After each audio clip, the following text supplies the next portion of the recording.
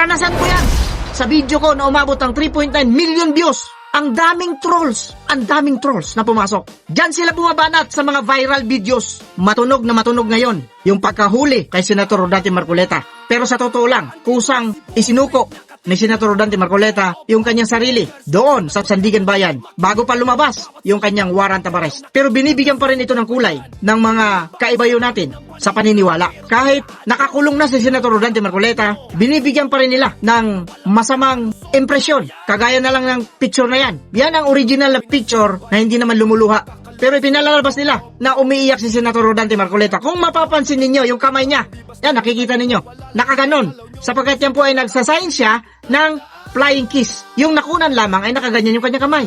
Of course, kailangan mong gumanyang kamay kasi gaganon mo. Tapos, nilagyan nila ng tulo ng luha na hindi naman totoo. Ito yung mahirap sa atin dito. Naipakulong nyo na ngayong tao. Ano pa ba ang gusto ninyo? Masaya na kayo sa ginawa ninyo. Magpakasaya pa kayo.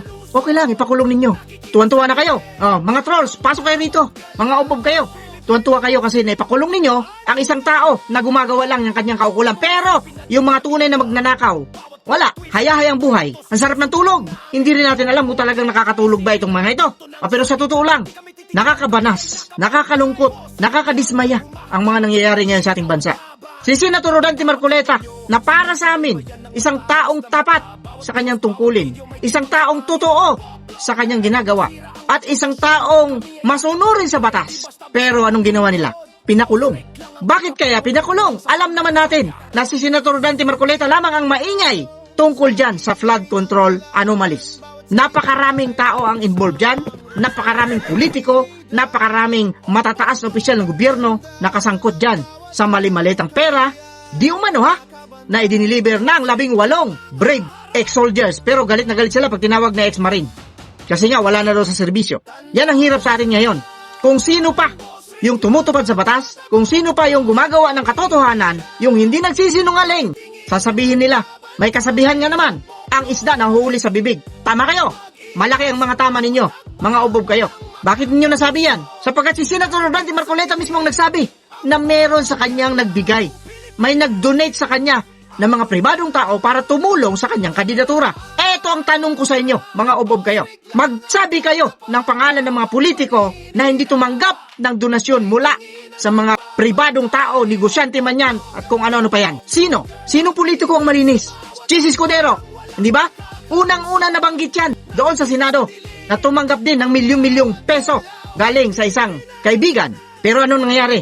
Ayan, nakaupo siya doon, kasama siya sa Senate President doon sa impeachment trial ni Vice President Sara Duterte. Joel Villanueva, unang-unang binanggit nung pumutok yung flood control project. Ano nangyari ngayon? Haya-hayang buhay. Lumipat si Ubob eh. Nakita niya, alanganin siya sa Cayetano Block. Pumunta doon sa Gatchalian Block. O haya-hayang buhay. Jingo Estrada, saludo, hindi bumaliktad, nanindigan. Pero, anyari, nandun, nakakulong. Himas Rehas, yan ang masakit na katotohanan. Nakipaglaban, hindi nagtago. Senator Bato de la Rosa, tumakas daw. Ngayon nagtatago. Bakit? Ipapadala nyo sa ICC. Sino ba naman ang hindi magtago? Kung dito lang sana sa Pilipinas, hindi yan magtatago. Ang problema, gusto ninyong itapon sa ICC. Kaya nagtatago. Kasi pag lumabas yan, sigurado, pasok sa banga. Ngayon na naman yung panibago, Robin Padilla na naman ang isusunod nila. Bakit? Anong kaso? Obstruction of justice. Yan ang sinasabi nila. Obstruction of justice? Paano nangyari yun? Kasi nga daw, tinulungan si Senator Bato na nakatakas. Mga ubob, kung kakasuhan ninyo si Senator Robin Padilla para obstruction of justice, dapat yung mga pulis doon na nagbantay, yun ang unahin ninyo. Mga ubob kayo. Bakit hindi nila hinuli kung talagang may kasalanan si Senator Bato at si Senator Robin Padilla? Yan ang sinasabi natin dito at abangan pa ninyo. Marami pang susunod daw. Yun ang sinabi nila. Kaya ang tanong natin dito Pilipinas, ano na? Ano na nga bang nangyayari sa ating bansa? Pag ikaw kontra, mag-isip-isip ka na. Pag ikaw sumang-ayon, aba, huwag ka na mag-isip. Nakita nyo naman, si Bunuan, involved sa flood control anomalies. Ano nangyari ngayon? Isa siyang state witness. Talaga naman, nakaka-high blood. Ma-high blood ang Pilipino ngayon. Hindi mo na kailangan pa maging abogado. Kasi pagka-abogado, minsan, yung batas, binabaluktot. Eh di ba uso ngayon? Bendalo. O may isang senador nagsabi niyan. Sino ba nagsabi niyan? Erwin Tulfo, na inaasahan natin na kapag ka dumating siya dyan sa posisyon na yan, yan ang magtatanggol sa mga mamamayang Pilipino. Ordinaryong mamamayang Pilipino. Pero anyari, may alingasaw, may alingaw-ngaw, may baho din pala na tinatago itong mama na ito. Mali-malitang pera di umano ang natanggap din mismo sa kanyang bahay.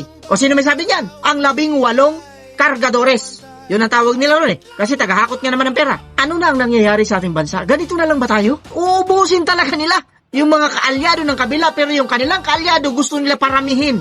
Samantalang nakikita na ng mga tao kung gaano kadumi, kung gaano kabalahura, kung gaano kakakapal ng mga mukha. Mahirap nang magsalita. Talagang napakahirap magsalita ngayon. Bakit? Pag nagsalita ka ngayon, bibirahin ka ng mga trolls. Karanasan ko yan. Sa video ko na umabot ng 3.9 million views. Ang daming trolls na pumasok. Diyan sila bumabanat sa mga viral videos. Bakit? Bayad sila. Matatapang lang sila diyan sa social media. Nung nagrally ang Iglesia ni Cristo sa EDSA, ang daming nagreklamo, pero sa social media. Ang tanong ko sa inyo, dapat nagreklamo kayo. Pumunta kayo doon sa EDSA at doon kayo magreklamo.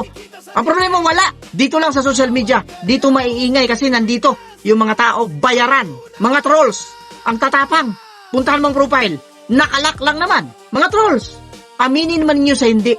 Mga duwag kayo. Bakit? Sa profile nyo pa lang nagtatago na kayo. Pero kung makapagsalita kayo, akala ninyo kung sino kayo, mga obob kayo. Hindi kagaya sa atin dito lantaran. Kasi wala tayong ginagawang masama. Sinasabi lang natin yung katotohanan. Mga boss, mga kapatid, mga kabarangay at mga kababayan, anong masasabi ninyo tungkol dito sa isyu na kinaharap ngayon ng bansang Pilipinas? Kaya wag natin kalilimutan, Pilipinas, ano na?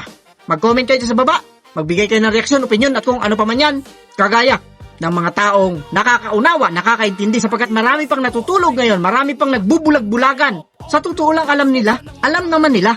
Pero dahil sa pera na isinasampal sa mga pagmumuka nila, nakakalimutan nila noon nasa matuwid.